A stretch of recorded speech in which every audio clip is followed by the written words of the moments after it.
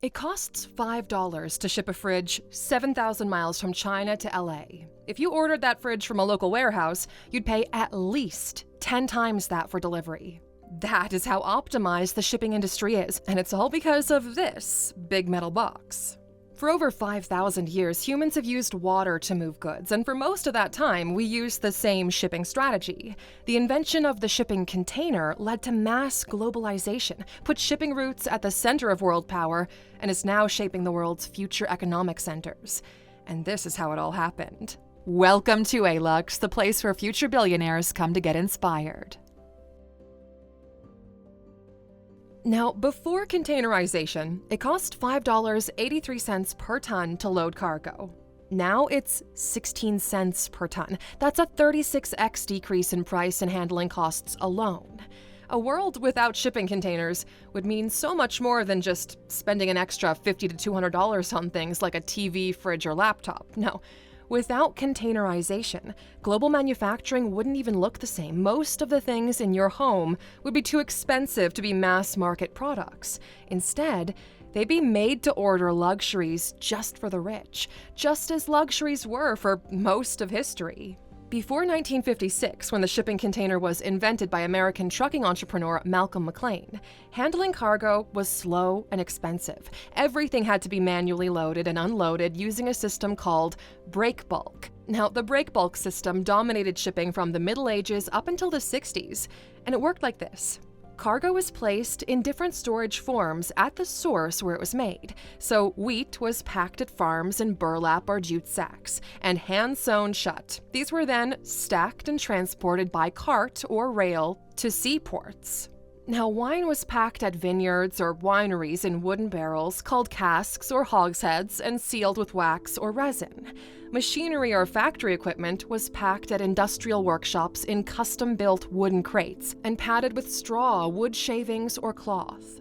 Goods were delivered to the docks and stored in warehouses until they could be loaded. Dock workers manually lifted each item onto the ship using slings, nets, or pallets and placed them in the hold. And then at each stop, everything had to be unloaded, sorted, and reloaded because a single ship carried cargo for multiple customers in multiple ports, and it was all mixed together in the hold. These days, a single container can move through more than 20 countries without ever being opened.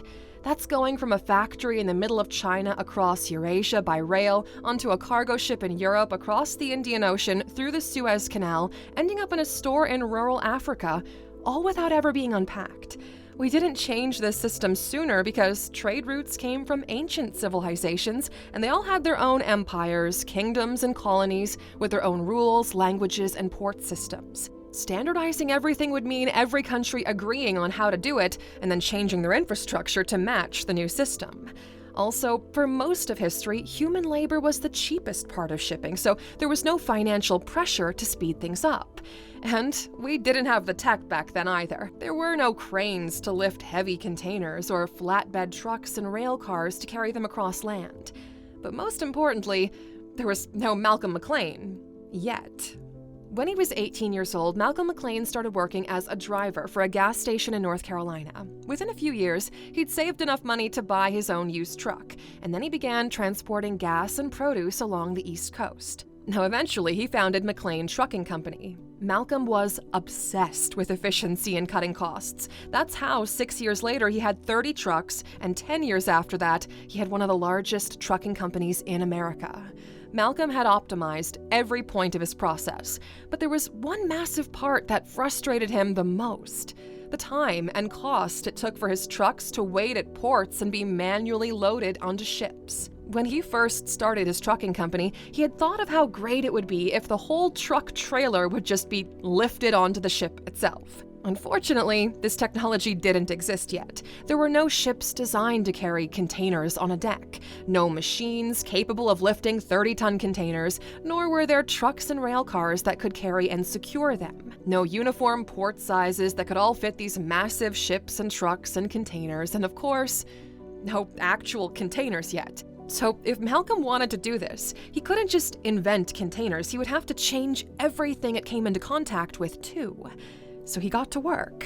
In 1955, he sold his trucking company for about $12 million.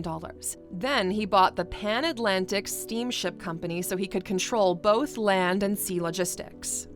So McLean first converted World War II oil tankers, like the Ideal X, to carry containers on a deck. He worked with engineers to standardize the dimensions of the container so they could be stacked neatly onto ships, trains, and trucks, made the container detachable, and created corner fittings that could be locked onto different modes of transportation. It was like one giant Lego house. In 1956, carrying 58 containers, the Ideal X made its first trip from New Jersey to Houston, Texas. Each container was packed for a specific customer and final destination. The shipping company knew exactly which container went to which port, so there was no digging or sorting in transit. Containers were loaded onto the ship in exact order based on where they needed to be offloaded. Now, usually, loading ships took at least 3 to 5 business days. For the Ideal X with Malcolm's system, it took 8 hours. So at the port in New Jersey, cranes lifted sealed containers straight from trucks onto the ship with no repacking or dockside sorting. And that was that. It was enough evidence to show that it worked, and it totally changed the world. By the 1960s, McLean had renamed his company to Sealand, and along with his engineers, they drafted the ISO 668, a guide that formed the basis of global shipping standards. Now, country leaders didn't have to meet up and come up to an agreement on a standard because one was already made. All they had to do was follow it. In 1966, Malcolm's company made its first transatlantic container ship, and shortly after that, European ports changed their infrastructure. Malcolm's invention made the system so cheap that labor costs, not geography, became the main dictator of factory locations. And speaking about all this efficiency here, if you want to run your own life like a well-oiled global supply chain, check out the Alux app, okay? It's built to help you track your goals, your habits, your net worth, and all one clean dashboard so you can see exactly where you stand and what to fix. We've also unlocked a special discount on your premium plan, so download the app and then come back and scan this QR code on screen to claim it. It'll get you 25% off. Give it a try. Let's see how far you can push your own efficiency. That is how you start putting the puzzle pieces together to build the vision of your goals. Now, the shipping container was the biggest piece of the puzzle in mass globalization, right? But the other pieces had to click into place before we could get there. And that took about 40 years or so. We had the hardware, but not the policies. A few things changed this. So first of all, when China joined the World Trade Organization in 2001. Secondly, technology through GPS and logistics software. And thirdly, barcodes. Now, these 3 things led to global adoption of the just-in-time trade model. In the 8 years after China joined the WTO, global merchandise trade grew by 70%. Now, the world's cheapest big-scale labor pool was plugged into the container network, and within 8 years, the global merchandise trade grew by almost 70%. Now, in the trade economy, there is a term known as the cost gravity model. It's a way to guess how much 2 countries will trade with each other. So big countries with big economies will trade more because they've got more to buy and sell. And countries that are closer or where it's cheaper and easier to trade will also trade more. Dutch Nobel Prize-winning economist Jan Tinbergen borrowed this concept from Newton's gravity model. Just like big planets pull harder on each other when they're close together, big economies pull more trade toward each other when they're close or when trading between them is cheap. That's why the US tends to trade more with Mexico and Canada than with faraway places like New Zealand, even though New Zealand is rich too. It's not just about who has money, it's about how hard it is to move stuff between the places. McLean's container melted away that friction of port handling costs. Distance used to be the most expensive part of trade, and when his invention made it the cheapest, the new questions became, how cheap is the labor and how close is the factory to a deep water container berth? So when countries with cheap labor built their ports to handle containers, coastal cities like Shenzhen, Haiphong, Chittagong, and Ho Chi Minh City went from being fishing villages to major export hubs. Now, 7 of the world's 10 busiest container ports are in China, and Asia handles 63% of all container moves. It's McLean's invention that kicked off the shift of production. Companies in the US or Europe that used to make clothes, toys, and electronics locally moved their factories to China, Vietnam, Mexico, or Bangladesh, with entire industries closing down in some countries and moving to the developing world where labor was cheaper. Rich countries deindustrialized, so factory workers lost their jobs and towns lost their economic backbone. When workers did find new jobs because their skills weren't transferable, they ended up in retail or warehousing, which has lower pay and less job security. Blue-collar workers lost out, while those in tech, finance, or consulting won, which created a massive class shift too. The people who lived in the smaller towns that lost their economic backbone, well, they had to move to cities and urban hubs to find work, and in turn, this put a strain on housing in specific concentrated areas, which pushed housing prices up. More people needed formal education to get a good job, which created demand and scarcity, which also pushed the prices of everything up. Globalization gave us cheap goods, but expensive lives. The things that couldn't be outsourced offshore, like housing, healthcare, and education, became even more expensive. It also led to building less wealth. With middle-class jobs vanishing, people turned their anger to the political system. In so many towns, the factory was more than a job. Thousands of people worked and lived close by, and so bars, diners, churches, even local newspapers were built to service the community. When the factories closed, these places closed too, so people lost their routine, income, and community. While industrial towns declined, capital flowed into big cities with ports, tech industries, or financial centers. And this changed the world's supply chain strategy, which brings us to, from just in case, to just in time. With a just-in-time supply chain, companies only order, receive, or produce things when they're needed. Toyota pioneered the model from the 1950s to 70s because after World War II, Japan lacked space, cash, and materials for their work. So production engineer Taiichi Ohno studied US supermarkets to understand how to restock shelves only when customers bought something. Before this, companies used the just-in-case model, where they held on to materials, parts, and goods just in case something went wrong. It was a buffer against delays, demand spikes, strikes, failures, anything that could go wrong, really. It made sense at the time because shipping was slower and unreliable, and keeping inventory was a way to buy insurance against delays. But it was expensive, and when technology advanced to the point where you could track everything precisely and ship them faster, the just-in-time model became a better option. Until the world realized just how much almost everything we do depends on this model working perfectly and how quickly it can all go wrong. The first big one was COVID. Factories shut down and ports operated at reduced capacity in China and Vietnam, the world's biggest manufacturing hubs. People were in lockdown, so they spent more money on goods instead of services, which overloaded the system. Shipping costs skyrocketed. A 40-foot container from Asia to the US that used to cost $2,000 shot up to $20,000 at its peak.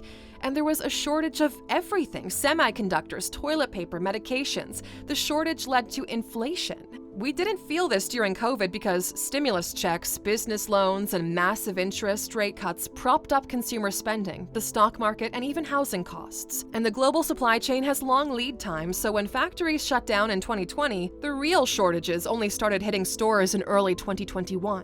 These things masked the damage. Now, the next big one was the container ship called Ever Given jamming itself in the Suez Canal. Now, that single container ship getting stuck for 6 days blocked 12% of global trade, including 30% of all container traffic. More than $9 billion worth of goods per day was delayed, and 300 ships were stuck there. And even after it was cleared, global ports were in chaos when container ships started arriving at the same time and they had nowhere to go.